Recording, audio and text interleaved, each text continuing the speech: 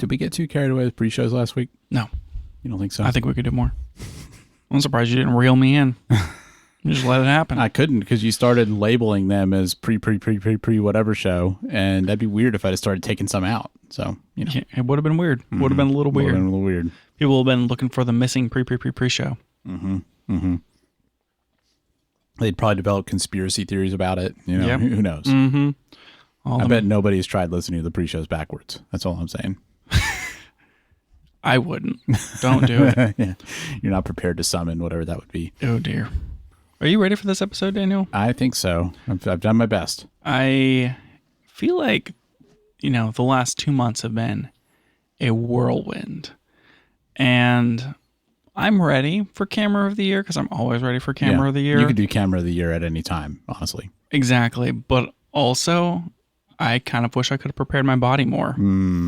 What do you think that looks like? What does it look like to prepare your body? It involves a lot of wax. Oh, well, for speaking only for myself, I'm glad that you didn't get the chance to prepare your body in that way for Camera of the Year. Like if I could have, dipped myself in warm wax like a candle. Wow. A few dozen times. Wow. I don't know what that does to your plumbing. I think you put that in the bathtub or something. My skin would be so soft.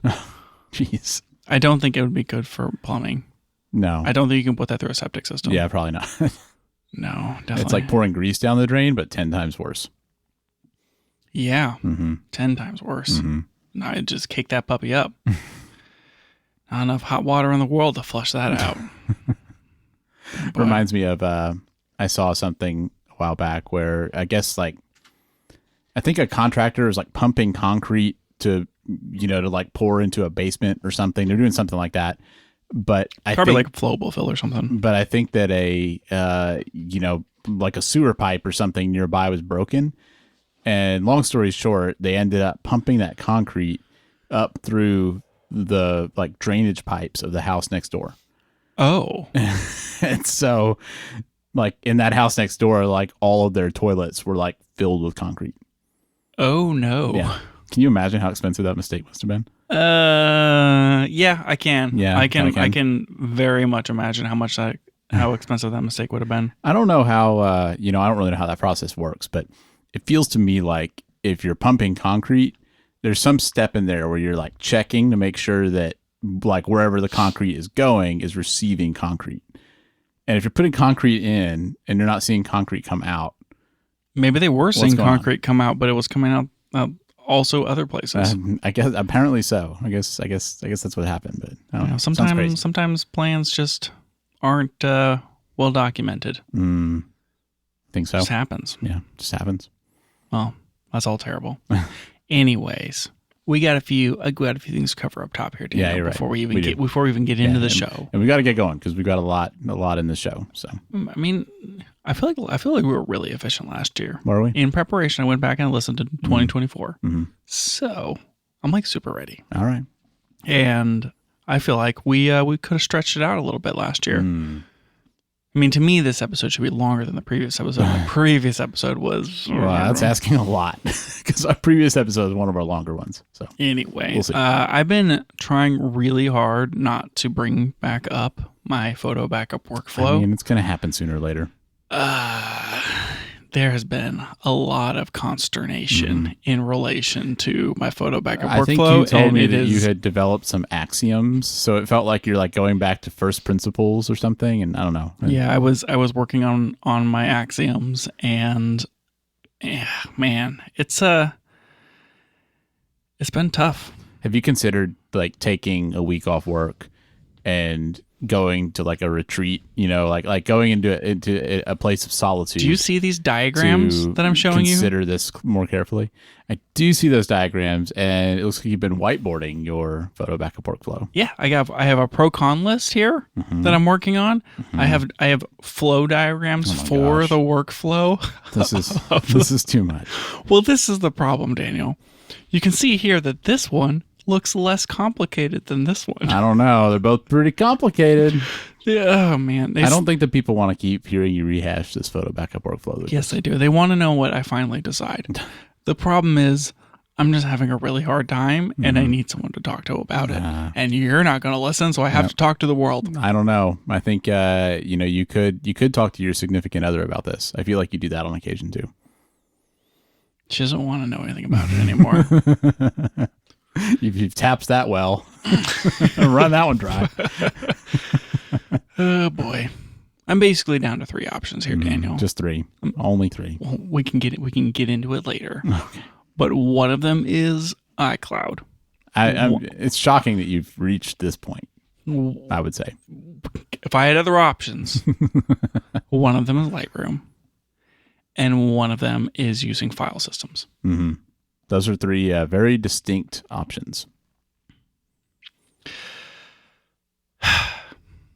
Yeah. Yep. Well, that's all a lot. That is a lot. Well, I gotta form my thoughts. Anyways, what's this old man with camera on walking tour? Well, so this past weekend, I feel like I might have seen a vision of the future for either you or me. And you can tell me if you think this is accurate or not. But I went on a historic walking tour, with like a downtown area. Just like walking with somebody who was dressed like she was from the 1800s, and she's pointing out all this, all these old houses. Yeah, look at all this cool stuff. Yeah, this one was owned by this person, and then there was this bad storm, and the top level of this house blew off. And all that kind of stuff. I've done that in a trolley. Yeah, good times. Well, there were maybe about 10 other people on this tour, and one of them was this older gentleman who had a camera around his neck. It was a Nikon Super Zoom. Heck yeah. And that guy was... To be clear, we're not talking about a Nikon camera with a super zoom lens. No, I mean we're talking about a Nikon super zoom where it's an all-in-one camera that can zoom to 3,000 millimeters. Exactly, like that P1000 or whatever that thing's called. Yeah, dude. Yeah, it was that. That's actually camera of the year. It was it was something like that, which was all like that was already surprising to me because I feel like you don't see those things very often Not anymore. too much. But he was rocking it, and he was taking pictures of everything. Like, I knew we were in for it because whenever we first got there, he wanted a picture of the lady leading the tour, which, to be fair, like pretty good photo op there. Because, like I said, she was dressed like she was from the 1800s. Right. But like everywhere we went, this guy's like taking like all these photos of all the things. But the other part is that he had a notepad with him, and not only was he taking photos, but he was taking notes. And he wanted like all the details. He was like, wait, what was that person's name again? And like, what year was that storm? And like, he was like writing all the things down in his little notepad. And the whole time I'm just like, what's the motivation here? Like, is he doing some type of investigation? Is he like doing some kind of like historical research? Does he do this everywhere he goes? Like, is this his life? Is just documenting all the things? I don't know. Like, clearly doing something here. Yeah. Could be related to his job. Could be that he does this on all of his vacations, and then whenever people get together for the holidays, he pulls out his slide projector, regales them with his tales from yore, puts together his PowerPoint, and then works through the notes while he presents. One can only hope. Something like that. My biggest thought of this whole thing, though, is that that's going to be me someday. It's just going to happen. I feel like one of us, like, with as much as we're into cameras, as much as we, talk about photography and like nerd out about things, I feel like one of us is going to be that guy. It's not going to be me, Daniel. You don't think so? No. You don't think that's going to be you? No, I feel like I'm taking less pictures. Whoa. Interesting. Well, not like what less, makes you say that? Not like less pictures. We've had the conversation about, like, why would I take a picture of that when other people have already taken a picture of that? And by the time I'm like 90, I mean, there's going to be a picture of everything at that point. AI, or if there isn't one, like AI can generate it for me. Wow. And so, like, the picture better be personal at that point. I mean, if I'm on a walking tour, I'm probably not going to take pictures of all that stuff. Yeah. I'll take pictures of maybe like the person on the tour and my buds. But you don't think you're going to take a picture of like whatever random person's house? Also, like, who are those pictures for? Man, that's what I wonder when I see people like filming at the zoo. If you've been to like the zoo and you see somebody with their dad cam like filming the giraffes, I'm like, when are you going to watch that? Like, this is going to be really morbid, and maybe you're probably going to have to cut it. So I guess I should leave space before I go there. Buckle up, everybody. But if like I take a bunch of pictures now because when I'm as old as this guy that you're talking about, I want to go back and like, have all those memories. But when I'm his age, I mean, I'm probably going to be dead in 5 years. No one's going to want to see those pictures anyway. So you're not concerned about documenting anything for the next generation? Well, it's like no one else is going to want to look at them. And I mean, I could probably remember 5 years. It's like... You think you can when you're that age? I don't know, maybe. It's like, oh, yeah, do I really want to relive that trip from last year? Whatever. I'm probably going to be dead next year. So, that was pretty recent. But, from 20 years ago, maybe that matters. Maybe so. Wait, was that the comment you was going to cut? Yeah. Man, you said much worse things in this podcast. That was tame compared to some of the stuff you said. Sorry. Well, just more hot takes to come. Okay. see what happens next, I guess. Oh, boy. Okay, one more thing before we actually get into this. iOS 26.2 came out, and it was a bit of a marathon to install. Really? Tell me more. I guess I don't have it installed. Why? Oh. That took me too long.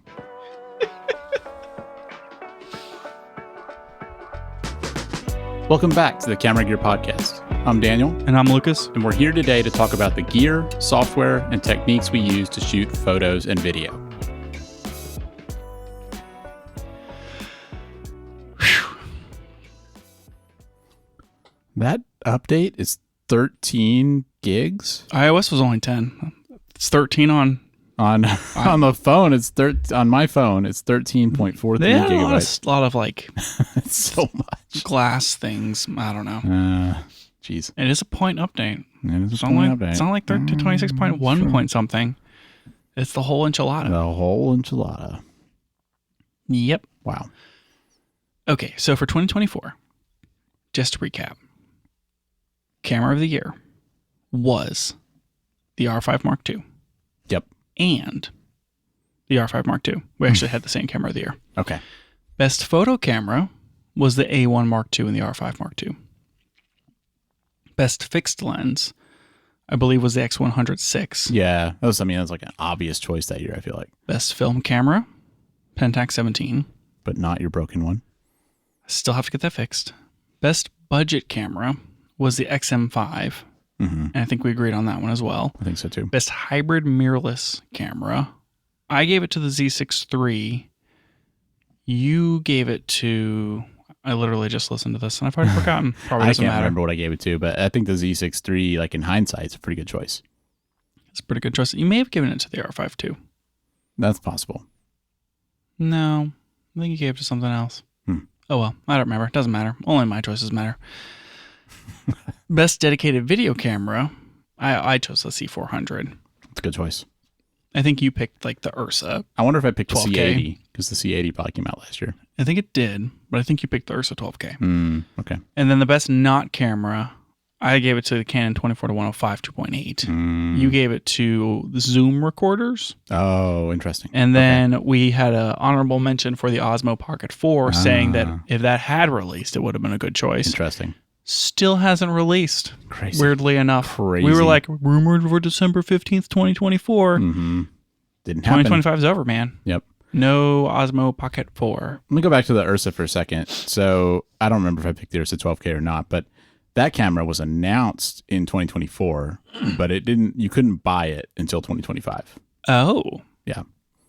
Because I think it came out in like January 2025. Is that on your list now? It's an interesting option. A9 III. Because it came out in 2023, but you couldn't buy it until 2024, you picked the A9 III for the best hybrid video camera. Hybrid mirrorless same camera. kind of situation, I think. Right. Yeah. Interesting. I feel like we don't hear enough about the A9 III. Do you think it's on sale? Do you think there's like a good deal on the A9 III right now? I mean, it's probably still over $5,000. Do you think so? It is interesting. There's a global shutter camera, which was like such a big deal when it came out. Such a big deal. You don't really see people talking about it all that much. Kind of weird. $6,798. Oh my gosh. Wow. Maybe that's why you don't hear about it much. Wow. The thing's still really expensive. Yeah, no kidding. A1, I mean, that's got to be one of the most expensive, like, standard mirrorless cameras you can buy. It's still cheaper than an A1 II. Wow. An A1 II is still $7,000. Jeez. Golly. Sometimes I forget how much these like pro cameras cost. Well, yeah, but Canon doesn't have anything that high up. R1 costs $6,800. Oh, is it? I didn't know it was that expensive. Okay. They're all just like stinking expensive. It feels like, that feels like the same way that all the prices kind of went up after the pandemic. Mm-hmm. It feels like that top end really got out of control. We bit. Because it used to, like when you and I were getting into mirrorless cameras, it felt like you could spend like, $1,000, $1,500, somewhere in that range to get a good camera. And now that feels like the $2,500 bracket. Yeah. And it just seems like, the top end, I think, in my head, it's like it used to be like $5,000 for like the 1DX was like 6,000, maybe 5,000, something like that. Yeah, so. But now it's like right at 7,000. Mm-hmm. A lot of Pretty much. Yeah. Wow. So that's like the recap, right? 2024 was a crazy year. Mm-hmm. There was like no Lumix cameras that made the top things. Well, because there weren't any. There were no Lumix cameras last year. The S9 came out. That was the only one. The GH7. That's right. Right. And those didn't like make any categories. Yeah, and it's like the S9 in particular, like I really liked, but it just didn't. It wasn't the best in any of the categories we looked at. Mm-hmm. And I think there's a lot of cameras like that. Like there's a lot of stuff this year where I'm like, yeah, it's a good camera, but it just didn't quite rise to the top. And in classic fashion for this podcast, we have now sunsetting another year with no S1H Mark II. It's true. Just still waiting. I was wondering if I think sometimes we have a bit of a short memory on like distance between releases, and it made me think, well, is Panasonic like, do they do micro four thirds one year and full frame next year, and do they go back and forth? I mean, maybe. And does that mean next year is a micro four third year? And we won't get the S1H Mark II until 2027. How many more micro four third years can there be? Like, like ever? Like, gotta be running out. I mean, as soon as OM Systems releases the pen, then we can call it. Yeah, it's like the year of Linux desktop. It's just never going to come. Yep. I also noted last year that if Pentax would release a full frame film camera, I would have picked that for camera of the year. And I still stand by that statement. And I still think that probably will never happen. Yeah, if Pentax can do it, you have my blessing. No film cameras. I basically took it off the list this year. Yeah. There was we had options last year, Daniel. Options. Did the Rolly 35 come out last year? Yeah. Okay, so that wasn't this year. Yeah, I guess there's the Instax, the Pentax 17 this year. It's not even on the list. Not even on the list. Really I swapped it out with biggest surprise. I like that. I like biggest surprise and biggest flop. I also include biggest flop. I feel like we already talked about biggest flop. Well, we did. We definitely did per brand, but I don't know if we did like overall. Yeah, we didn't pick like a camera. Yeah, man, we just got to get into it. We just got to dive straight in. Sounds good. Okay, similar order as always. Okay, must be released in 2025. Daniel and I have not. I think we said must be must be buyable. You must be purchasable in 2025. And Daniel and I have not shared each other's choices here. Right. Okay, that's it. That's it. Yeah, those are the rules. Where do you want to start? Well, we're going to start with the best photo camera. Okay, reasonable. As always. And once again, I'm going to move camera of the year down to the end. Yes. Of the list. Imagine how anticlimactic it would be if we started with camera of the year. People would just tune out after that. Yep. Say at same time. Okay. I'm going to go first because you went first last year. All right. Sounds good. Honestly, really hard.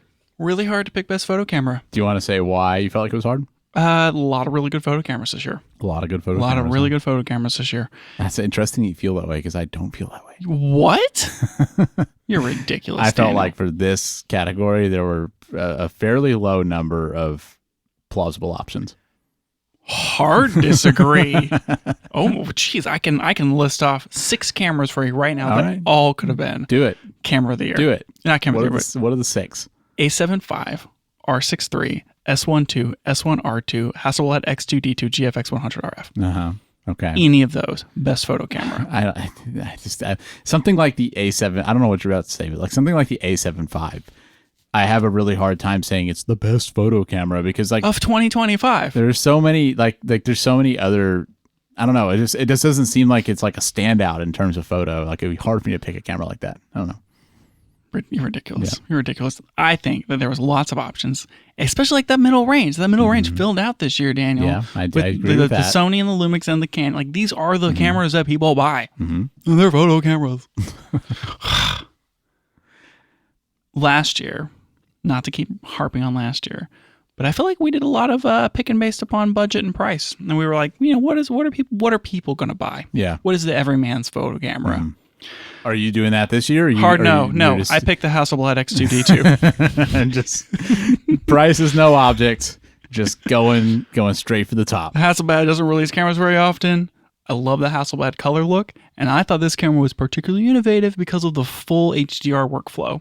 Sure, you can shoot in RAW on this thing. You can get the 16-bit RAWs, but you're kind of not even shooting RAW. You got the HDR screen. You're shooting in HDR photos, and you're getting those delicious Hasselblad colors, and it's 100 megapixels. And like, I think it doesn't even shoot video, Daniel. It doesn't even shoot video. They took the screen that says video mode coming soon. They just took it out. Just got rid of it. It's only a photo camera, and it's like a freaking good photo camera. I do think that's a pretty legitimate option for this category because it mostly because it doesn't shoot video. I feel like it's like quintessentially a photo camera. If like Joe Schmo, who we all know, walked up to me on the street and said, "Lucas, I want to buy a photo camera for me and my family," I wouldn't say I wouldn't say, well, you should buy the best photo camera of 2025. No, would not suggest. When they say I want something new, as Mr. Schmo likes his new cameras. Mr. Schmo. Only, sir. Still wouldn't recommend the Hasselblad. Does not change my decision here as it being the best photo camera of the year. I think it's very exciting. It is a cool camera. I agree with you on, generally I don't think I cared quite as much about budget this year, except for the budget category, of course.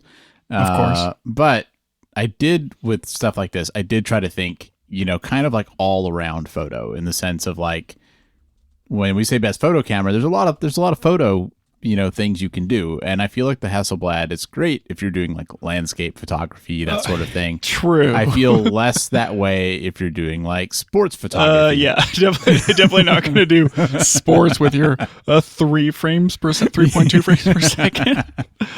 So I factored that in a little bit. I really thought about giving this to the R6 Mark III because I think that is a really good, like, all-around photo camera. But you decided that taking screen grabs off of an Alexa Extreme is more appropriate. Yeah, I get it, Daniel. There was a year whenever I thought about picking, like, the C70 or something as the best hybrid mirrorless because you can technically take photos on it. But no, I picked the S1R Mark II for this. The very good choice. Yeah, because I felt like out of everything released this year, it was the most in the category of what I think of when I think of like a photo first camera, where it's high resolution, but still like kind of an all arounder, where you could do different types of photography with it, whether it's like weddings or landscape or sports or whatever, and like get pretty reasonable performance on any of those. And I felt like that one's a good, like checks all those boxes. It's gonna be the first of 3 L mount cameras on Daniel's list. That's entirely possible. Just calling I can neither confirm nor deny. Weird, Daniel only picked L mount cameras? Strange. Funny how that works. Yeah, I think that, as each of these brands kind of has their R camera, right? Their big resolution camera. And that's the one for Lumix. It's hard not to say, the one company that came out with their big resolution, photo camera wouldn't necessarily get it. And I think the 1R2 is, I think is arguably could have fallen into the hybrid mirrorless category as well. It could have. And I think it's a great pick for best photo camera. Well, and if we were to think about budget too, I think one thing it has going for it is it's cheaper than the competing cameras that are similarly high res. So like Z8, R5 II, whatever it was, A7 R5, is that the latest one now? Like all of those are more expensive than the S1 R2. Yep. And I think you get a lot for your money. Yeah, I think you definitely do. Cool. Okay. Best fixed lens camera. So this is best fixed lens. We discussed it, or I was just like, Daniel, changing the category. This is more best compact camera because I wanted to be able to open this up to allow some conversation about the Sigma BF, because I don't think that most decorative camera is on the list, though we could have done that category and then be like, is it the X half or is it the BF? I don't know. Maybe it's the XD30 Mark III. That would have been fun to talk about. Daniel, should I add that category now, or do you want to? I think let's stick with what we got here. Yeah, I'm just going to go ahead and add best looking camera. It is a really interesting best looking camera. I kind of do like that. Okay, we're going to do that one later. That one's going to be a bit live because we're going to get to think about that. Anyways, best compact, quote unquote, fixed lens camera. There were some jokes last year about the R1 Sony RX1R3. Did I get it? Yep. Which is an actual camera in Sony's lineup now. Happened. What? Sure did. Did not expect that. Yep. Wild. So that is a possible thing you could pick. Really hard not to pick that camera. Yep. Anyways, what'd you pick? I picked the Fuji GFX 100 RF. Wow. So apparently not that hard for you. Not hard for me. And the reason I picked it is because I think it makes the GFX system attractive. Whereas I would otherwise be totally uninterested in it because of having to buy lenses and stuff. Being able to get like into the system with it is great. And I think it's the most unique out of all the options in this category. Like anything else I think about, like a RX1R Mark III, Sony PowerShot V1. Yes, that's a Canon product actually. Sorry. Or Canon PowerShot V1. or even the Ricoh GR4, which I own. Like, I just think the GFX 100 RF is the most like interesting one, and to me, it was like the obvious pick for this. I think that the Ricoh GR4 being like it is a very legitimate improvement over the GR3 and better in basically every way. How can you not pick the GR4 down? You own a GR4. It's great. You literally bought it. I did, and I love it. It's a great I mean, I was going to assume that most of the cameras on this list would be ones that you bought. I mean, a number of them, yeah. But no, like I thought about it, but I think for me, the GR4 wasn't, I mean, it was an improvement over the GR3, but it wasn't enough of an improvement to really like to hit this category for me, I think. And so, whereas like with the GFX 100 RF, it's a new thing that Fuji's never done. And I don't know, I think it stood out to me more. Why not the X half? I kind of feel like the X half was a bit of a flop. And that's not what I picked actually for the flop one, but I think it was a really weird camera. It seemed like it was kind of like plasticky and some of the stuff wasn't implemented super well from what I heard. And honestly, after I got the GR4, I felt like the GR4 was like a better version of the X half. I mean, it's more expensive, but I think you get better image quality. You still get some cool like film simulation type things. I've been really impressed with that on the GR4. Like you can get a really cool look out of that camera. And I felt like it did what the X half is trying to do, but just did it better. I had a real hard time with this one because the RX1R3 is something that I've wanted to see for such a long time. It's like your white whale of cameras. And the GR4 has also been a very long time coming. I picked the GFX 100 RF as well. Like, of any of these cameras that we're discussing, that's the one I'm most likely to buy, which will never happen. Yeah. But I think it's phenomenal and amazing, and I just super want one. Yeah, it's just 100 megapixels, not in your pocket because that camera is huge. It is not compact. It's like in a hoodie pocket, maybe. Yeah, maybe. Just very cool. So that has to win it. It's right? a good choice. Yeah. All right. That means I go next? I think so. 100 RF. I'm writing these down. Yeah, because I have it for next year. Have it for next year. Best budget camera. Yeah. We didn't actually discuss this, but I mean, I'm assuming, like what do you think? What do you think the price range for budget is here? I think budget is feature to dollar. Okay. And I think that depending upon what we're talking about, one could say that a Pixis 12K is the best budget camera from a cinema standpoint. Okay. One. I'm not saying that. Yeah, but one could postulate that would be a budget camera. Interesting. I of course chose the Nikon Z5 II, which is a very, very good value. And I think it's somewhere around $1,500 or $1,600. Yeah, it's $1,500 to $1,600. Last year we picked like a sub $1,000 camera. We both picked the M5. I think that if you're like just getting into mirrorless cameras and you're like, I want to buy into a system. I want to buy something that's like not at the bottom of the barrel, but still good. The Z5 II is like, wow. It's just, it's such a good value for dollar for what you can get. Yeah. Yeah. I do feel like if you or I were trying to buy a camera in that range, that would be pretty close to the top of the list of. Oh, absolutely. I mean, it has, unless you need like the really, really fast features or you need the most modern video specs, the Z5 II is going to be better than buying some used cameras. Like I would buy it over like an A7 III. I would probably buy it over an X-T4, I think. But like any of those kind of, if we're talking like 2019 to 2022 camera range, like in that used-ish market, the Z5 II is like really competitive to those groups of cameras. I agree. Maybe not so much with like an A7 IV. A7 IV maybe a better camera, but like not $1,000 better. Yeah. It hits really well. Like, I mean, these cameras are still more expensive than I want them to be. Like, it's painful that's, we're saying budget, it's, $1,500, but I mean, that's just kind of the reality of cameras now. But it's like from a point of it's full frame and it can do pretty much everything you would need a camera to do.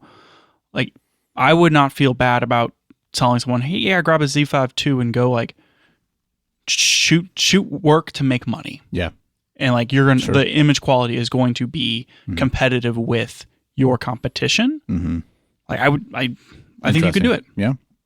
Seems reasonable if you want to be like a portrait photographer, like that kind of thing. Yeah, for sure. I mean, you could also do it with like an XE5, which is basically the same price. That's true. Oh, it's 40 megapixels. Maybe I should have picked the XE5. Daniel. Why didn't you? Because there was too much hubbub about that being too expensive because they raised the price of the XE line. I would not have called that budget. Really awkward to be like, guys, it's a budget camera now. And well, is it a budget camera? No, probably not. Yeah, I probably should have picked that one for best photo camera, actually.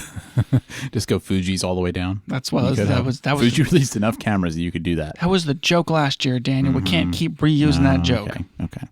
Well, ironically, I picked the Fuji X-T30 Mark III for this. What? Because no. So when I started, I was trying to stay under 1,000 because if somebody's saying budget, I'm thinking like you're really trying to save money.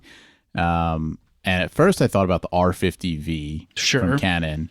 Interesting. And the reason I did, and I think if it was for video specifically, I still might have gone with that. But I mean, I think you want to be able to do both, and I don't think the R50V is very good for photo. I was pretty down on the X-T30 Mark III whenever we talked about it, but I mean, they took that design that a lot of people like. It's a cool looking camera. And they basically updated everything. So they put the new processor in it. They've got the 26 megapixel sensor. I mean, the autofocus is really good, and it comes in just under $1,000. So I feel like if you're wanting to get into photography and you don't want to spend too much money, as much as I hate to admit it, like I think it does offer like a pretty good value for that. Daniel, it's just like, why do they keep releasing that camera? I can't wait to see the X-T30 Mark IV. They're going to have the same stupid EVF and the same screen. It's going to be literally the same camera, but and the same sensor, but with an X-Trans 6 in Maybe it. You think they'll still be using the old battery? Yeah, it'll still be the 126 WS or whatever. It's just so stupid. Yeah. I think if you can, between our two choices, if you can spend the extra 50% and get the Z5 II, it's a much better camera.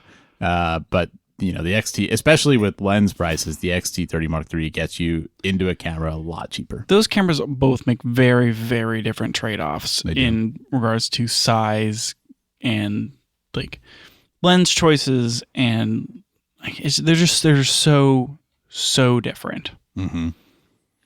But to each their own, I guess. What are you looking for, and what's your budget? Yeah, got two good choices there, I think. Okay, Daniel, is one of the best hybrid mirrorless favorite categories here. 50. Yeah, so through 50/50 on here just is like trying to kind of set a mark in the sand. I mean, some cameras that one might pick for best hybrid mirrorless camera might be like 70/30. Yeah.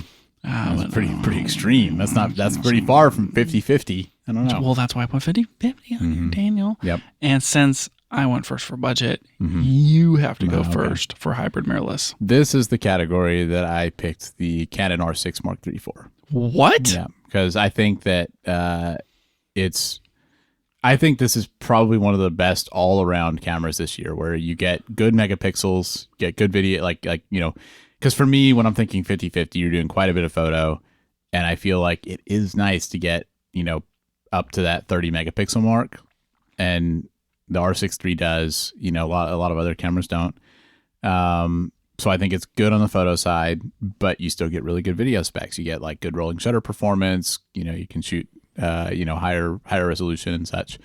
And I don't know. I mean, it just seems like no matter what you shoot, that's probably a good camera.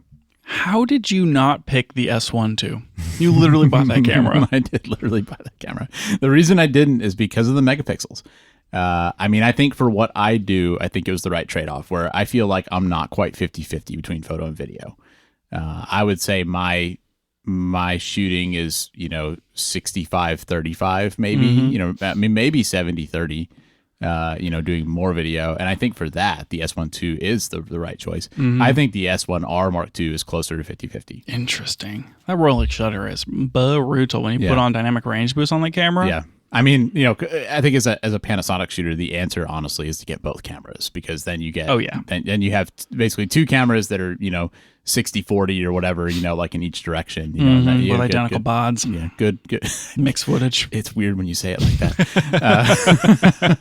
But if we're thinking one camera, to me, R6 Mark III is a little bit better of a balance. Okay. I'm now remembering that for some of these, I listed multiple cameras because I was like, I'll do it live. Oh, great. So is this one of those categories? Yeah, so I got 3 cameras here, Daniel. First, you have to tell us what they all are. The first one is the XT30 Mark III because it's the only one that can shoot open gate 422s. Of course. Now you're just trolling. Come on. The next one is the R6 Mark III because, come on. Man, that's a good camera. It's such a good camera. It is a good camera. Oh my gosh, that's a good camera. And then I put the S1 II on here. Question mark? So I'm going to go with the R6 III. I'm going to, for all the same reasons that you said. That thing is incredible. All right, so let's talk about this. Why is it not the A7 IV? Oh boy, Daniel, that's a very good question. I haven't answered that question, but first, the R6 III can shoot 7K RAW or whatever. I believe can you shoot full res open gate in not RAW? That's a good question. I don't know the answer to that. Because I feel like that would be a pretty big turnoff. If you had to shoot RAW. I mean, like the other options in this category, like can you get full width, not RAW for opening? Because that's what I want. I want to be able to just like shoot all the pixels to like an H.265 codec. Right. That's all you want. Real simple. That's all I want. Just all the pixels, man. I think that the A7 IV is a very compelling choice for best hybrid mirrorless camera, but I think that Sony didn't Sony hard enough. That's a good quote there. And I think that if you're in the ecosystem, yeah, sure, the A7 V is probably your best mix hybrid video camera in E-mount. Like of all the cameras that Sony really like, you're not gonna go out and buy an A1 II probably because it costs $7,000. Same with the A9 III. R5 or A7 V is too slow. Like the A7 V is it's perfect, right? The video is really, really good out of that camera. The photos are really, really good. The autofocus is incredible. I think that, like, at least from the reviews that I've seen, I mean, I think Canon is kind of edging out the autofocus. I think that the ergonomics are better. They're both 33 megapixels. And then you're getting a few extra features on the video side with the Canon. Yeah, absolutely. I mean, for me, the biggest thing is that the A7, I keep coming back to the A7 V doesn't give you anything over 4K, and that's a little painful for a 50% video use case. Right. And like maybe that's not a deal breaker for some people, and I don't think it should be. I think that it's a nice feature to have. I don't necessarily think that OpenGate is the only thing you should be buying camera based on. Sure. But also it's like if I'm going to have to pick between the two, it's like, do I care about having a tilty flippy combo screen more, or do I care about having OpenGate with like all of the extra like video features and stuff that Canon's putting into them. And I think Canon's just doing more right now. So yeah, I agree. I think if the R6 Mark III didn't exist, it would maybe be a different conversation. But with it being there, I think that's the right one. I think it's funny that last year, a lot of our conversation around best photo camera, best hybrid mirrorless camera, and best in camera of the year were around the R5 Mark II and how it was like, wow, this is just like a really good all around camera. And there's not a lot to complain about except for this list of 20 things, but there's not a lot to complain about. And it's funny that it's now the R6 III for this year because Canon is just doing it, man. Well, I think that one thing Canon does really well is they make all-around cameras. Because I think that, for some of these other categories, if I'm, and if you're picking based on different needs, if you're not actually 50-50 between the two, I think maybe there are better choices. But their cameras just do both photo and video really well. Like they strike that balance perfectly, I feel like. Yeah, they really do. And this year, I think they're we've talked about it when we talked about the R6 Mark III, but they're in a better spot with all that stuff this year than they were last year because now that feels like they filled out the lens lineup, they filled out the camera lineup to where you have like upward mobility. Those were maybe some of the biggest downsides they had before, and it feels like they've solved so many of those problems this year. Yeah, I'm really liking Canon right now for the last couple of years, and I don't know. It's like all the reasons why Canon was the best in the mid-teens are starting to resurface, right? Yeah. So it's the Canon Renaissance. Exactly, the Canon Renaissance. It does look like you can shoot 7K 30p in an MP4 codec on the R6 III. So cool. Hot diggity dog. Yep. Cool. Time all right. Sell other cameras and get an R6 Mark III. One of the things that we talked about last year was, when trying to decide camera of the year was okay, if you had to pick a camera that came out this year and you let go of all of the baggage of like, Daniel's already on L mount, so what do I have to pick? And it's in L mount. And you have 16 Fuji lenses. And what if I just ignore the fact that I have 16 Fuji lenses and there was just no baggage and I was starting from scratch, what would I pick? And we're going to return to that when we talk about camera of the year because right now we have to talk about best dedicated video camera. Yep. And it's my turn to go into best dedicated video camera. Yep. And I have 4 things on this list. Which is the Pixels 12K, the GFX Eterna, the C50, and the Alexa Extreme. Those are 4 quite different cameras, I would say. I think that whilst the 12K RGBW sensor is something I have dreams about, I don't want to pick the Pixels 12K for this because of some of like the recent issues that we've been seeing. A little concerning. I don't know about you. I haven't had time to dig into that yet. And that was the reason I didn't want to pick the Pixels for this because I feel like I want to understand that better. Yeah, I want to understand some of those issues, some of the limitations. I think there's still some, discussion around that. Yeah. I didn't want to pick the C50 because we've already picked the R6 III and they're basically the same camera, even though I think the C50, if you're looking for a budget, like video focused camera, whoo boy. If I was on Canon, I'd be super interested in the C50. Man, the C50 is good. And I think the Alexa Extreme is a little out there. So I'm going to pick the GFX Eterna. Interesting choice. That's my second Fuji camera, Daniel. Counting them. So did you pick it, kind of, because what you sound like is like a process of elimination? Or are there things about the GFX Eterna that kind of drew you to that as an option? I think that what they're doing with the 100 megapixel sensor and the format is very interesting. I think that sensor is still like not a video camera sensor and they're really shoehorning it in there. But the format is so interesting. You can shoot in, I think we talked about it before whenever we were talking about like the options with that sensor. It's not like 65 mil, right? It's not like large, like really big, large format. And for video, but it's also bigger than full frame. And so you can do some interesting things with old lenses that you couldn't do before, where you're like, okay, now we're going to shoot in this 4x3 mode and shoot anamorphic on these lenses that are, have wider than full frame coverage and get this new, interesting, field of view that we couldn't do before. It does give you some choices that you don't get with any other camera. Yeah, I think that it's like a Swiss Army knife of formats in a very, very interesting way.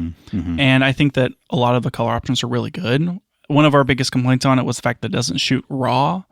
And like, why does a video camera like this not shoot RAW? But I do think the fact that you can deliver in ProRes 4444 is probably good enough. And I've been playing with all of the film simulation LUTs if you're shooting in F-Log 2. And those are pretty cool. Those are pretty cool because now you can put classic chrome on anything. Classic chrome on anything. On anything. We should try that, Daniel. We can do we'll do a LUT where we convert V-Log to F-Log 2. And then we'll apply the classic chrome lens. We'll see what it looks like. This is going to be very, very fun. And then you can put it on your camera, and then you can shoot in classic chrome on your S1 too. Perfect. Love it. Anyway, I think there's so much interesting things around the GFX Eterna that whilst I think it's not necessarily going to be a wild success, I am hoping that we see some things shot on it, and there is more interest in Fuji doing dedicated video stuff. And so I want to pick that one for my best dedicated video camera of 2025. Very reasonable.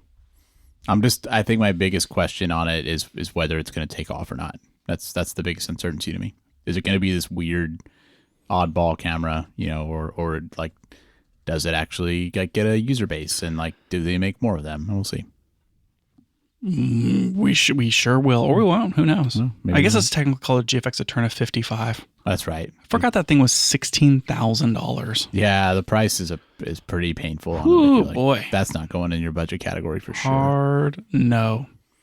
Well, to you, Daniel. Yep. So for me, I used the technicality of when things were like buyable, and I picked the Ursa Cine 12K for this. And the reason I picked it over the Pixis is because it has that same RGB WW sensor, which I think is really cool, and I respect Blackmagic for doing that. But we haven't heard the same drama that we did with the Pixis. So as far as I know, it doesn't have those same problems. Yeah, we haven't heard as much about that. Yeah. And it also it's like twice as fast in every read speed as the Pixis 12K. Exactly. So it's a better camera. It's a better camera across the board. And I think that Blackmagic just does really well with like the pro cine features in terms of workflow things, kind of providing all the other, connections and stuff you need. And it's high res. Like I think getting 12K is pretty cool, in terms of like what that lets you do, with cropping and so on. And I think it gives you all that at a very reasonable price. Like it's cheaper than something like the GFX Eterna. And so for me, like if I was picking a dedicated video camera and, the budget wasn't a factor, I think I'd be going with that.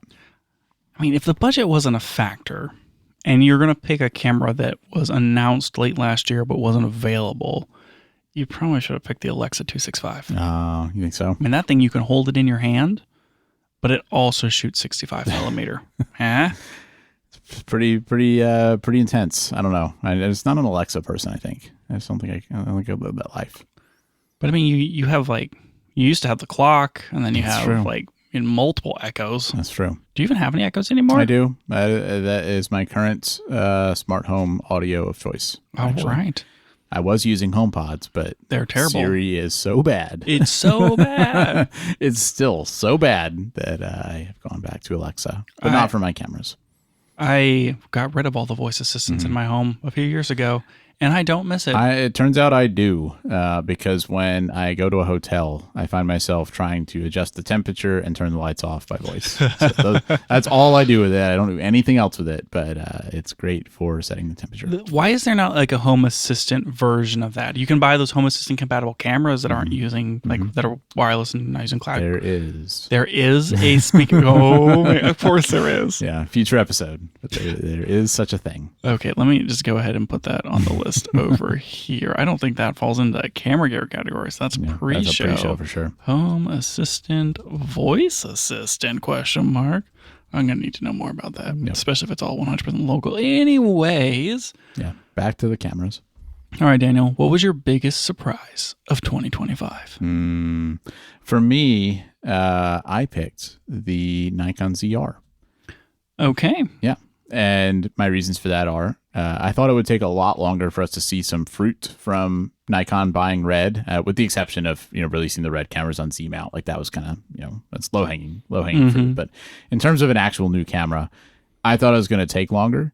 And I think that what they released was not the camera I expected to see. I thought they would come out with something much higher end to start with. But even still, what they announced, I thought was going to be like twice as expensive as it was. And the fact that they came in at such a low price, I feel like kind of made a splash.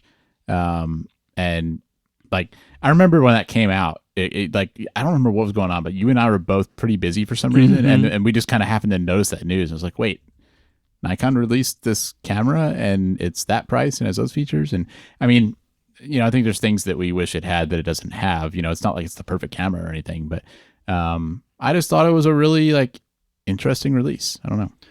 For a lot of the reasons why I picked the Nikon Z6 III last year as my like hybrid video camera of the year are similar to why I also picked the Nikon ZR as my biggest surprise. Was not expecting it. Getting red code raw at that price point is wild.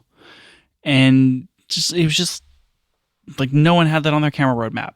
Yeah. And I think that it was really, really interesting a year earlier than I would have ever thought that, you know, something within like the Nikon Red partnership would have come out. And it's legitimately really cool. They made some really neat design decisions with it. Like I think having the larger screen, having it be very bright was a cool decision to make that a unique camera.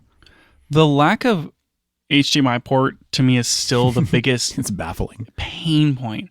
Like why not a full-size HDMI? Like, come on. Yeah. But other than that, it's just so good. Yeah. So it's really, really cool. It makes me excited to see what they do next with that partnership. Yeah, like, what for is the sure. next camera in like their R lineup? We've talked about it 1,000 times, but I want to see the C50 equivalent. Yeah. I want to see the next price point up and what they can do with that. Yeah, for sure. Yeah. Or like, let's see something in the Komodo range, but they can also shoot, I don't know, NRAW and H.265. I'm really like, when I think about these types of video cameras, I'm really interested in like the Canon C80 class of camera, you know, or like what they used to have with like the C200, you know, like, you know, more expensive video cameras, but clearly kind of aimed more at like a documentary style thing rather than, you know, like shooting a movie. Like your FX6 or something. Yeah, exactly. And I'd like to see Nikon play in that space because I don't really feel like the red cameras like actually do that very well. I think they're more for movies. The Komodo was a crash cam, and then people started using it for that reason, and then they're like, oh, well, cool, let's make the Komodo X. Yeah.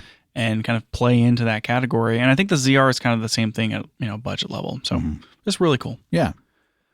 Okay, Daniel. Biggest flop. Biggest flop. Do I have to go first here? You do. Ugh, I was hoping to find out what you did first.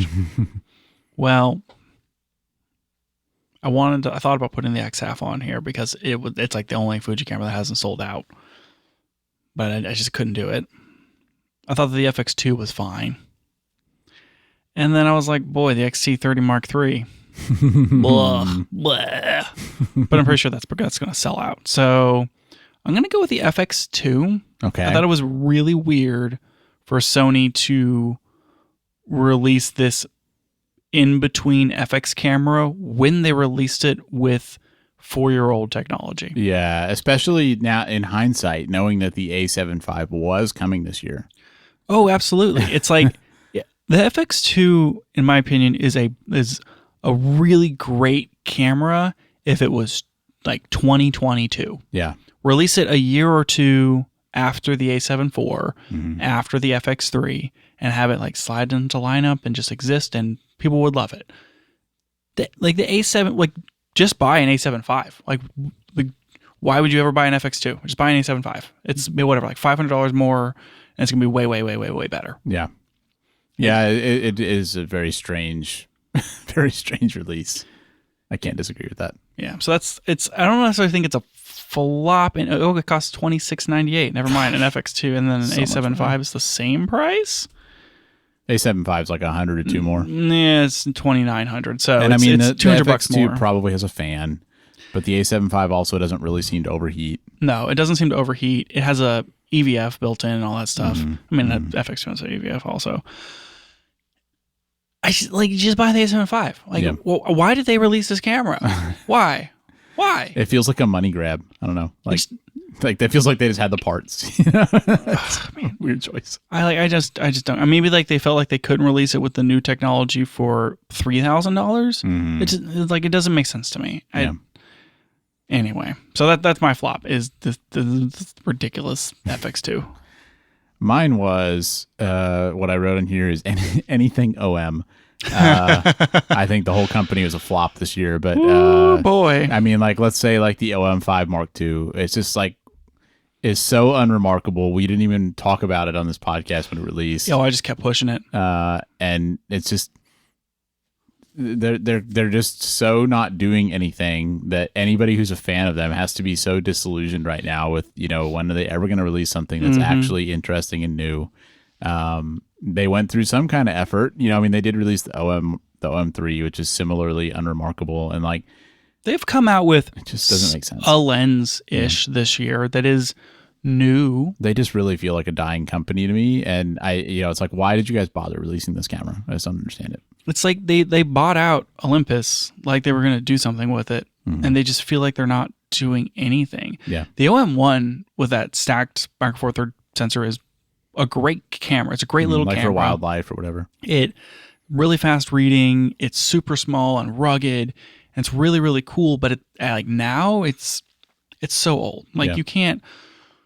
Maybe there's some people that it's the right fit for, but as a general recommendation, it's getting harder and harder to recommend the OM1. And then now the OM3 and the OM5 current versions are just old versions of the same camera. They just keep releasing the same thing, and they need something fresh, like a budget, like an OM10 or an OM5 that is actually good, like a G9 good, or an OM1 that's a G9 good, like Lumix G9. Anyways, they need something that pops. Like it's gotta pop. I want if they came out with a new pen camera, like here's a fixed lens pen camera, that would. It'd put them back on the map. It would put them back on the map, and it would fund their company for the next 5 years. Yep. They just the X106 effect. But it seems like instead they just keep taking whatever old cameras in the warehouse, putting a new logo on them, and then releasing them and acting like they're new. So, or like a really good OM1, like a flagship OM1 and a new pen that's like fixed lens, and like those two things. Like that's it. Just do those two things. Yeah, I can see. That's it. It's just hire me. It's just that easy. Just hire you. Yeah. Would if OM System sent you a job offer, would you go work for them? Sure. Why not? If you say so. I don't know. That's my biggest flop of 2025. Maybe they'll have a better 2026. Maybe it's just really hard to run a camera company. It could be. I don't know. I don't either. Never tried it. Okay, Daniel. We got to do best not camera, and then a few more, and then we'll be at the camera of the year. All right. Best not camera and best looking camera. Best two, right? Not camera. So I think I'm first in this one, right? Anyway. Yeah, I think so. All right. So I had a harder time with this one because I feel like this year I haven't tracked non-cameras all that closely in terms of, I tried to think like, have there been any really interesting accessory releases, like drone releases? There were some interesting drones like the Mavic 4 and that Insta360 anti-gravity drone. But that thing was crazy. The anti-gravity drone is like, you can see it on B&H now, but you can't buy it yet. So it doesn't actually fit in this year. Did they say it was going to come out this year? I remember they had that whole program with creators. No, I think they did say it was going to be like early 2026, but I could be wrong on that. Anyway, I ended up picking the Sony 50-150 f2 lens. That was also on my list for best not camera. Yeah. We've talked about that lens. We talked about it last week when we talked about brands, but I just picked it because it's a unique lens, and I feel like it. I feel like it kind of is a standout for the Sony system. For sure. And if you were picking, and it's expensive, I think it's like a $4,000 lens or something. $3,998 American dollars. If you're a pro and you're, interested in, changing camera systems, or if you're already in Sony, I think it's a pretty compelling lens. I mean, I feel like if they made that lens for L mount, I'd consider it. I don't know. It seems like it'd be pretty good. I would be shocked if Sigma never released a version of that lens. I mean, they're just fiddling away in the warehouse right now. Yep. Man, this time next year, sure, Sigma 50 to 140, 2.8. Yeah. No, not 2.8. Sorry, I said the wrong thing. 1.8. There you go. It's going to go crazy. There you go. It's ridiculous. Well, maybe I'll get it if they make that. Because I mean, I would prefer that, I think, over like a 70 to 200 most of the time. You wouldn't miss the 200 focal length? I mean, there are times when it's nice, but I feel like I would really appreciate the extra aperture. Like that's really the thing. I think so too. I think that for certain use cases, 50 millimeter is all of a sudden more useful than 70 millimeter. That's very true too. Because the 50 is wide enough that you can, be closer. You can get like a wider shot. Yeah. Whereas when I put the 70-200 on, it's like I'm either standing back or I'm getting tight. shots. 70 is distinctly telephoto. Yeah. Whereas 50 is mid enough, and not in a bad way, where you can get mostly normal field of view photos. Like I could and have like walked around with a 50 mil on film cameras. Just like, here's my lens, I'm just going to go shoot on 50 mil. And it's great. It works fine. 150 is, that's like 121, like the 24 to 105. 105 always feels like it's just not far enough. 200 is kind of where you want to eventually get to, but 150 is a nice middle ground. Yeah. I think that you can 150 to 200 is really not different enough that it's like I would make the trade-off for the speed. I could see a lot of situations where I would gravitate towards this more than a 70 to 200. I mean, the speed is meaningful too, because I've thought about getting that Sigma 135 f1.4, because I feel like a lot of times if I'm shooting like an event or something, and it's in a dark room and I'm trying to get tight shots, I mean, sure, like the 2.8 is pretty good on the 70 to 200, but I'd take the extra light if I could get it. Like, it'd be great. So I think you get this, and you get the Sigma 200 f2, and then you just got f2. Perfect. And then get the Just 16 F2 the whole way. 16 to 30. There's not 16 to 35 f2 yet, is there? I thing don't would be think so. enormous. Could you imagine? Jeez. Anyway, I really like this lens. I kind of had this on here as my pick until earlier today. Oh, last minute substitution. Hot swap. I put the new Peak Design camera plates on here because I had to put a camera plate on my XH2S the other day because I needed to be able to mount it to something that wasn't just Swiss. And I wanted to be able to capture clip it is what it was. And so I had to put my camera plate on there and I had to go find a stupid Allen wrench. Yeah. And if I had bought the new ones like I said I was going to, I wouldn't have had to do that. And it is such an improvement over an already great camera plate technology that it's hard not to pick it as the best not camera thing of 2025. How much did Peak Design pay you to say that? I can't tell you that, Daniel. Have you seen their holiday ads? Not all, no. They basically did they really leaned into like this whole like QVC, shopping channel vibe. And so it's all like infomercial style, like, the way they filmed it. And nice. Yeah, it's pretty good. You should go look at it. That's funny. I'll go check it out. Yeah. Boy, Peak Design, am I right? Peak Design. Woof. I do use that backpack a lot, the travel backpack. I've taken it on a lot of trips and used it for camera stuff too. And it's a good product. What's that new, not Andrew Ryan, that's the villain from BioShock. Spoiler alert. What's that new Ryan Johnson movie? No, I don't know. It's like Wake the Dead or something. Oh, I read something about this recently, but I can't remember the name of it. Okay, so It's something like that. like Ryan Johnson, love his movies, right? Super good director. He did like one of my favorite movies that he came out with when we were in college was Brick, that like noir-ish JGL movie, Joseph Gordon-Levitt. It's so good. It's a little unknown, but it was one of my favorite movies for a long time. But like he's just like making really good movies. He's got like Looper and maybe Last Jedi, depending upon who you think. But then he came out with like Knives Out, and then Glass Onion was fine.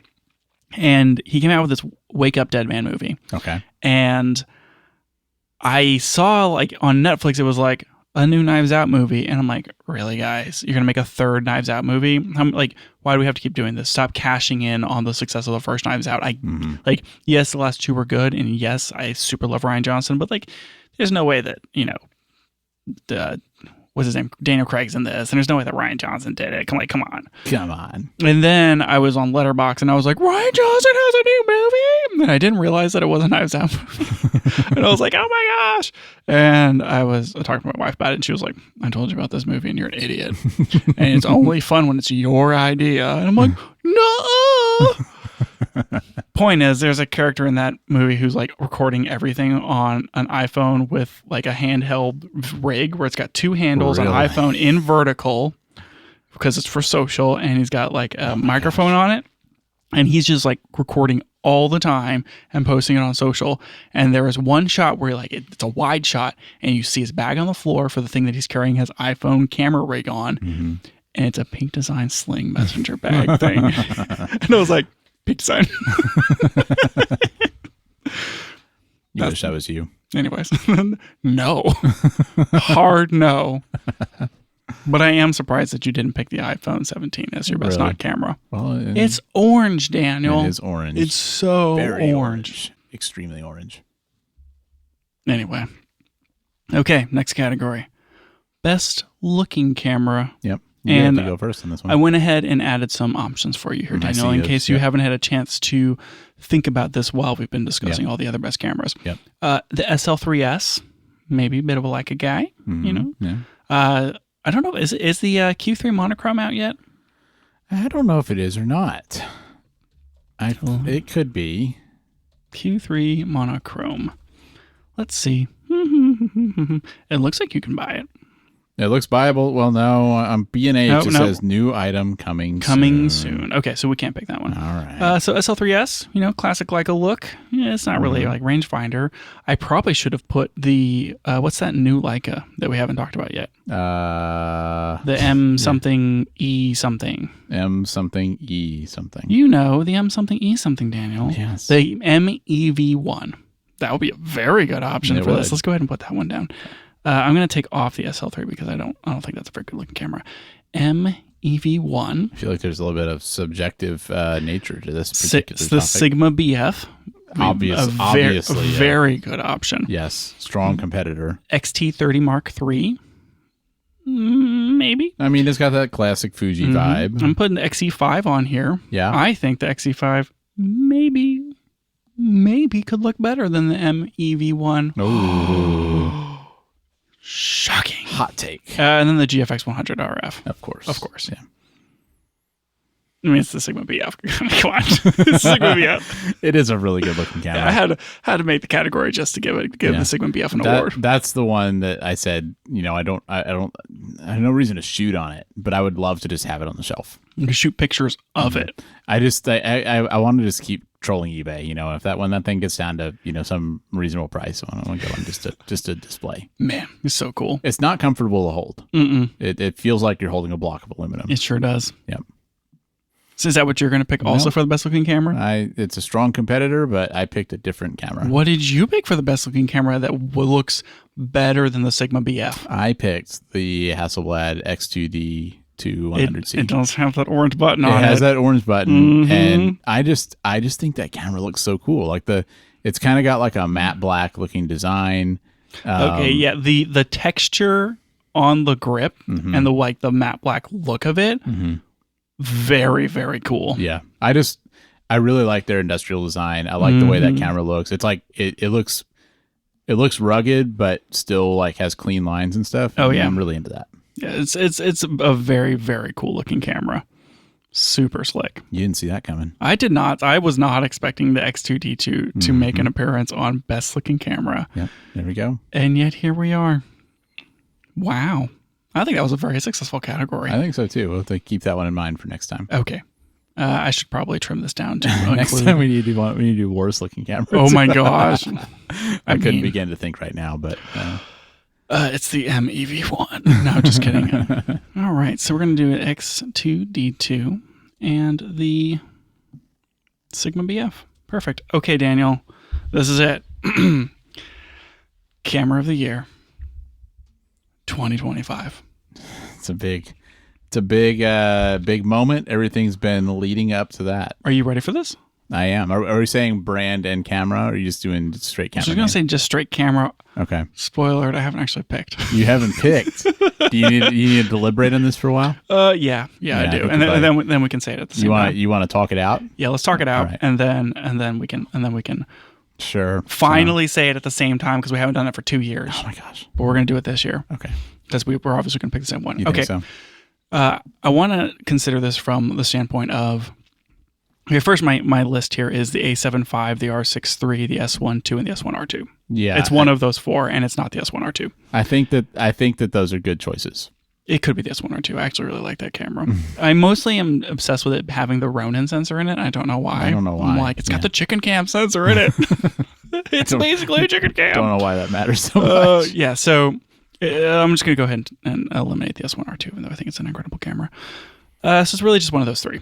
And if we consider this from what if one released the baggage, and we just ignore the fact that Daniel has 1,000 L mount cameras and is going to force me to buy an L mount something later, and all the Fuji lenses and the investment that I have. And I thought to myself, I had to buy one of these three cameras. I have to buy an A7 V, an R6 III, or an S1 II.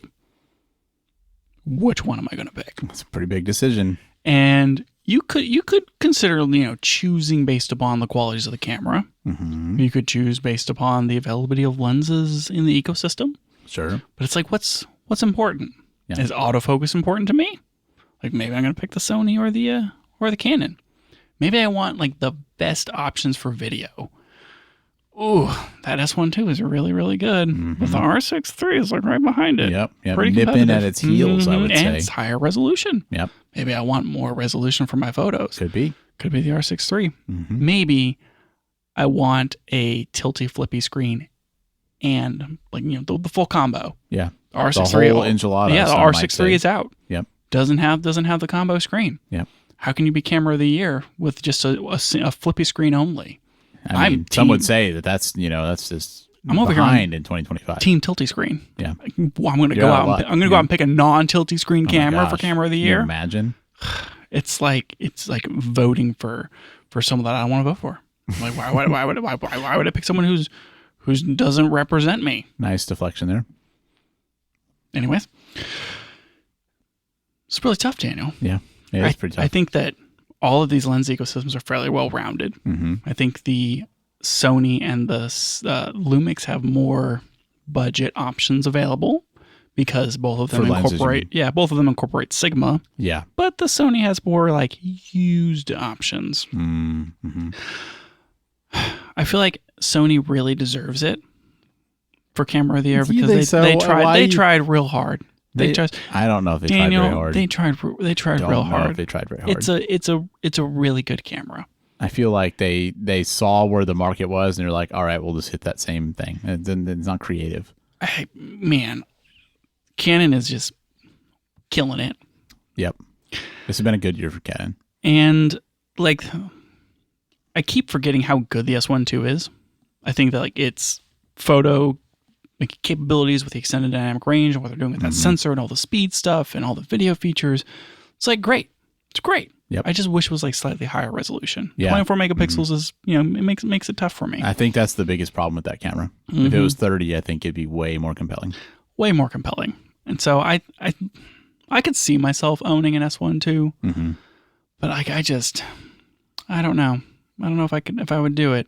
It'd be hard for you because your Fuji, your XH2S is 26 megapixels. So I think in my heart, there's one camera on this list that I just am really impressed by, and I feel like I have to give it to it. But I feel like I'm shunning the other two, which are that's hard for you, just as good in so many ways.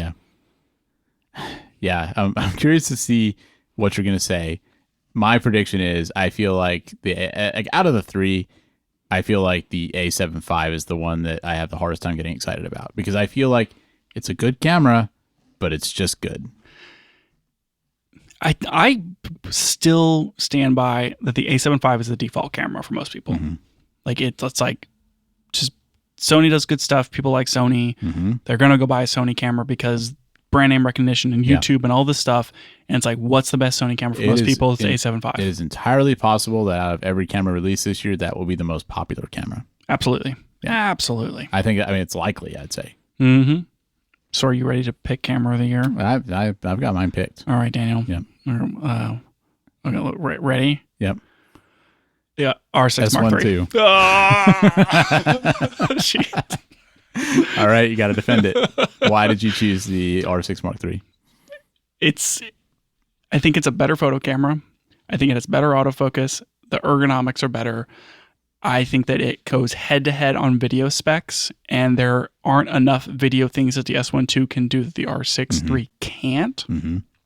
Sure, it can record to like a USB drive or something, like a few other like esoteric things. You don't care about. But it's like the Canon can do all the good stuff that the S1 II can for the most part, but is a better photo camera. Yeah, it is a better photo camera. Whilst it would be sad about getting a worse EVF and a inarguably worse back screen because it doesn't do the tilty flippy. Oh man, 2 years in a row, it's hard not to pick Canon. It's interesting. I feel like the S1, like the two areas that the S1 II really wins in technology wise are the back screen and I think L mount, because I think Canon's got a great lens lineup now, but I like the ability to use third party lenses like Sigma, and I think L mount has a lot of potential, whereas RF still feels like it's just whatever, like you're at the whims of Canon. Sure. And I think if I wasn't invested in either system, I'd be strongly considering Canon based on the R6 Mark III. But actually, the reason I picked the S1 II, I mean, I think it's a great camera, of course. Like I bought one, but the main reasons I picked it is because I think that it was really impactful for Panasonic. I think it got them back in the game. They were kind of, the S5 II is a really good camera, but I think people were really thinking Panasonic was, like, they were questioning whether they were even still interested in making cameras. And I feel like they went from that to like having one of the best cameras, which is pretty cool.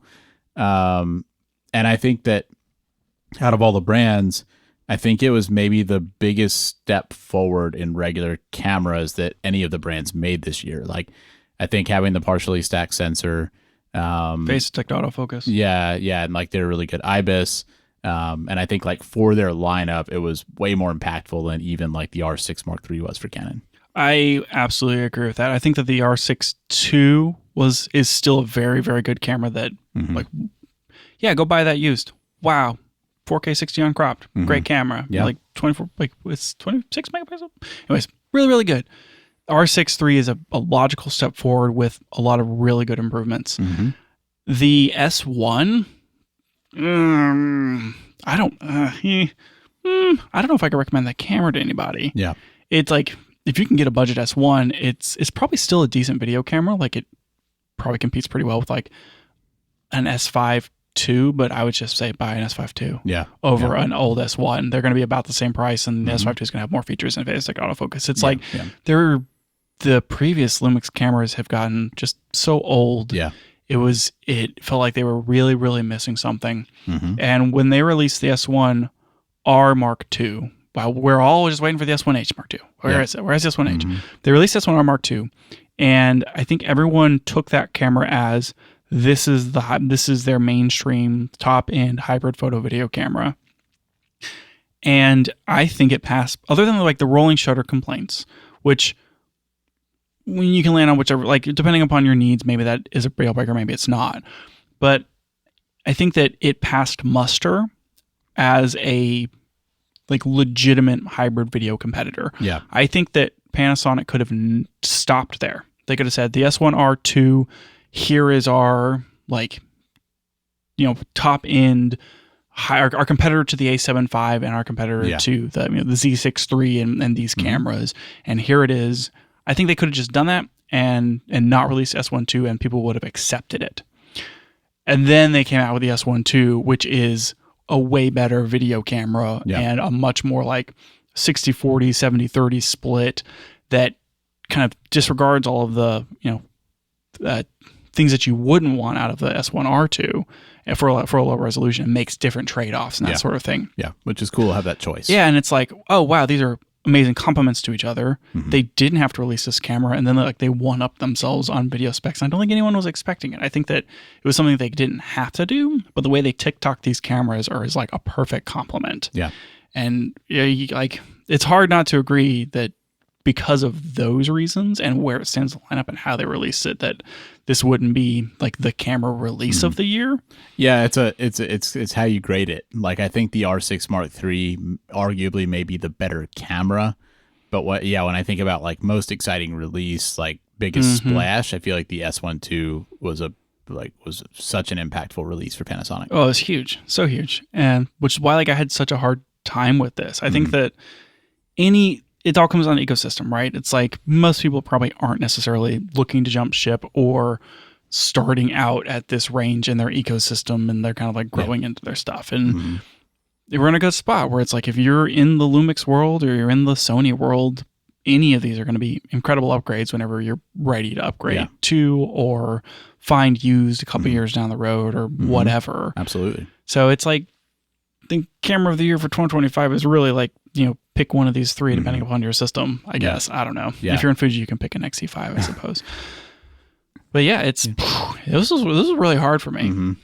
Really hard. I'm curious, when you look back, do you feel like, out of all these categories, do you feel like this was a good year for cameras, or like how would you classify it overall? Was it like an okay year for cameras, great year for cameras? What are you thinking? I think it was okay. I think it was a great year for cameras. I think that we saw a lot of really cool compacts. I think that with the GFX 100 and the RX 1R3, I think we saw some innovations in cinema cameras with the Eterna and the Pixus 12K, and with the ZR even, right? ZR, C50. Yeah, a lot of interesting movements forward in video specs. We saw most, Nikon was the end of last year, but within the last 14 months, we've seen from Nikon, Lumix, Sony, and Canon their new mid-range, which is like kind of the meat of the lineup, right? And so I think that this is a really good time for a lot of those cameras to come out. We're probably hopefully going to see Fuji's response with the X-T6 next year, but really, really good year for all of that. And then lens-wise, tons of really cool lenses. We were talking about the 24-105 f2.8 last year as wow, this is a system switching lens. And then Sigma this year comes out with 5 different lenses that are here's a brand new lens that you've never seen before. Here's an amazing f4 telephoto, 300 to 600 that costs less than a 600 f4. It's wow. 135 f1.4 for under $2,000. Wild. And another 200 f2 for the first time, for full frame for the first time in 10 years, right? It's just so many interesting lenses came out this year. I think that this was a great year for camera gear. Yeah, I think so too. Obviously some flops as we talked about, but overall, I mean, it's if I have anything bad to say, it's that, I wish stuff wasn't getting so much more expensive, but I mean, I think people can say that about everything in the world. It's all just, it's all just pricey. But I mean, I do think we're getting to the point too, where, we're not really talking, we're really splitting hairs a lot with these cameras. It's every camera is good kind of thing. I mean, any of these things we talked about, I think are really good choices. And overall, it feels like it's as good a time as any to get into cameras, get a new camera. And it's hard to complain. We've never had the same camera of the year. That's interesting. In the last 3 years, I've picked Canon twice. Wow. You've picked Lumix twice. When did I pick it before? You picked the S5 IIX in 2023. Okay. And then this year, that's too. That was such an impactful camera. I feel like it was relevant for a long time. I picked Z8. Interesting. Z8's a pretty good camera. Yeah, it sure is. Pretty good camera. I did end up picking 3 L-mount lenses, or L-mount cameras this year. I'm surprised there wasn't more. I thought your hybrid mirrorless was going to be an S1 too. Well, I picked it for camera of the year, and I didn't want to have duplicates, so that was a little bit of it. It's hard not to give it have duplicates. I mean, I had a duplicate. I do wish the S1 II was a little better at photo, and I think that for me, when I was buying that camera, part of my justification is if I want to start doing a lot of photo, the S1R2 is right there, and would slot into my collection so easily that, you know, it's kind of like, it didn't feel like a downside. But if I'm only going to buy one camera, there could be better choices than that. It's super cool that it has all the same, like it's the exact same body. And so you could set all it the up, handling would be exactly the same. you could set it up exactly the same. And then like just grab the one that you need if you're going to be, you know, which more is probably photo what I versus would do. Like I'd more have all the function buttons set exactly the same and stuff. Why not? It'd be cool. It'd be really cool.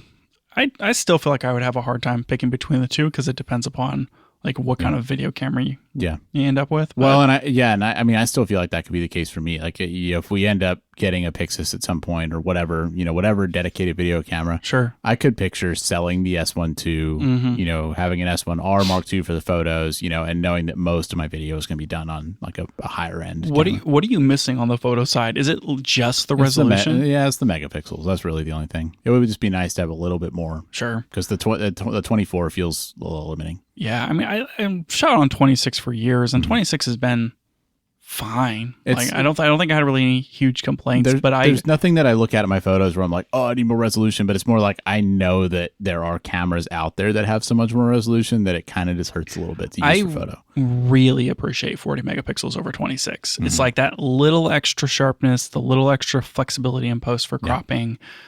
I very, very much appreciate the upgrade from the X-T3 to the X-T5 to get that sensor. I just really I really wish the S1 II had like a 30 megapixel sensor. That would have made me so much happier. Last year, the 26 megapixel 6K felt like the sweet spot for hybrid video because you could get like the 6K full resolution stuff.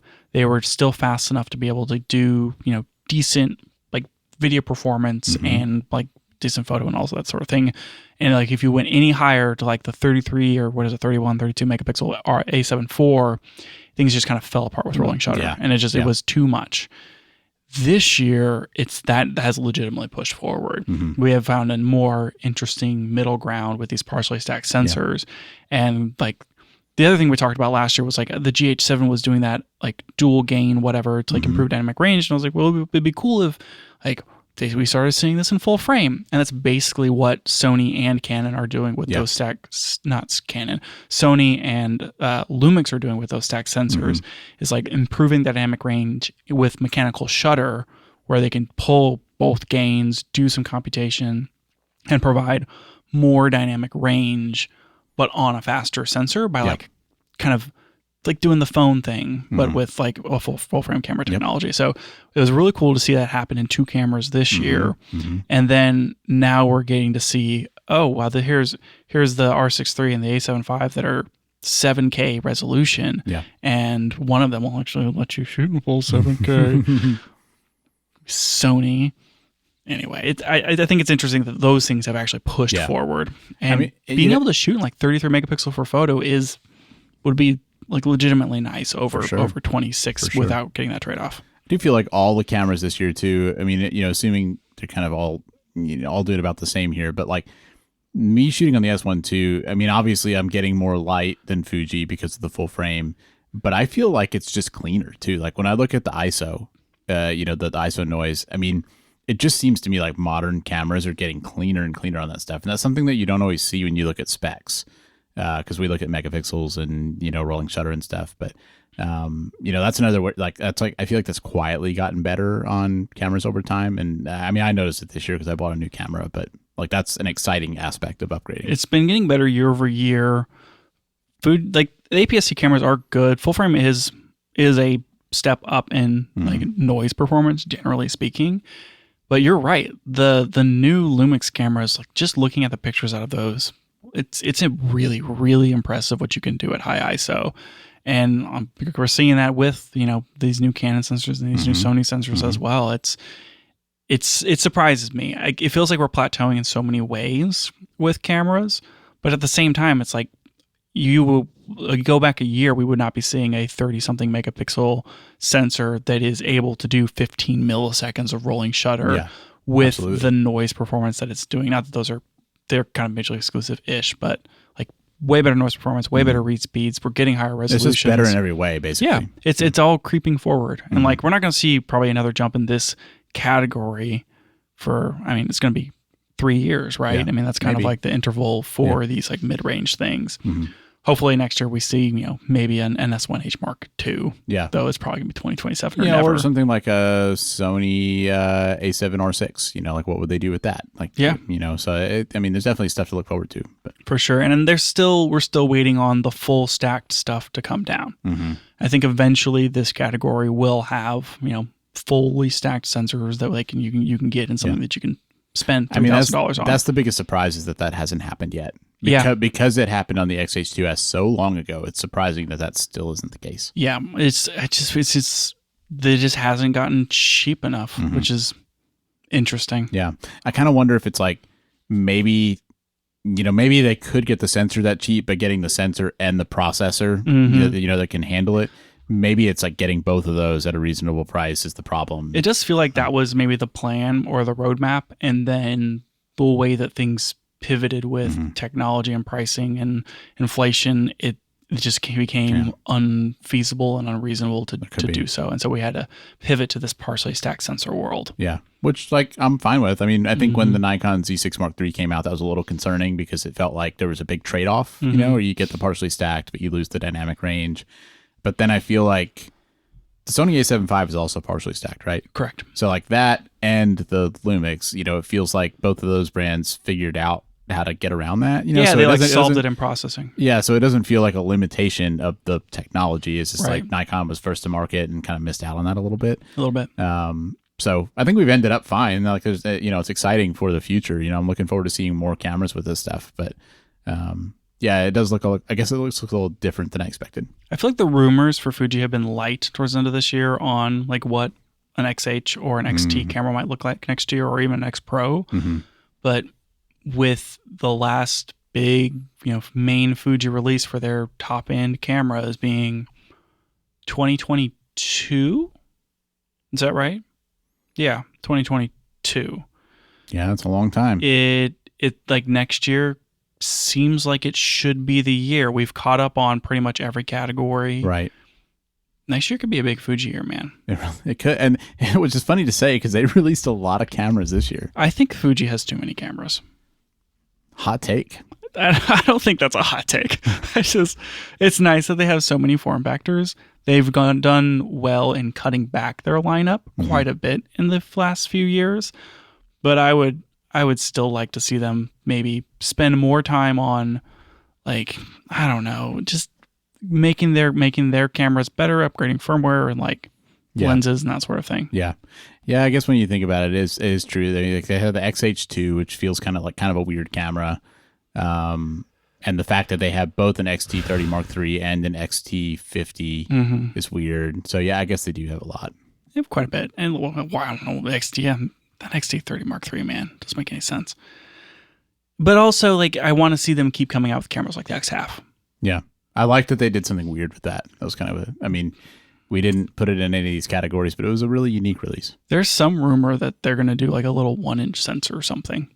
Well, isn't the X-Half a 1-inch sensor? Yeah, something like that, but normal, our like a GFX competitor kind of, not GFX, GR competitor kind of thing. Well, that'd be interesting. But the GR is APS-C. Yeah, the GR is a great camera. It was a really great camera.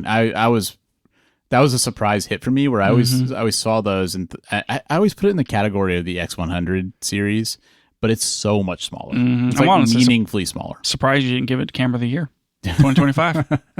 That would have been wild, wouldn't it? I did say last year I was gonna pick some non-mainstream camera, and here we are. Here you are, picking the most mainstream camera of them all. Yeah, what a filthy casual you are. Yep. That's it for the show today. Thanks for joining us, and if you liked it, tell a friend so they can check it out too.